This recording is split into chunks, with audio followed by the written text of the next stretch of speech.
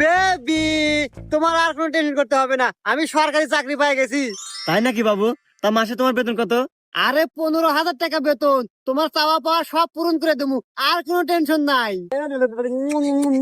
বাবা দেও আমার কিছু, তোমরা দেও, আমি 3 দিন হলে কিছু খাই না বাবা। তোমরা তো ওই জঙ্গলের মধ্যে খাওয়া দাওয়া কিছু করতে চাও।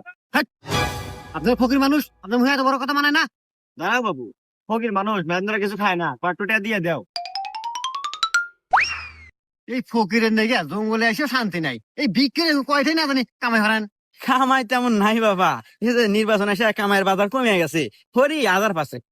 মাসে 5,000? দেখ তো, এই 5,000 মাসে কামাই রে জীবন চলবো? হাপু মাসে না দিনে।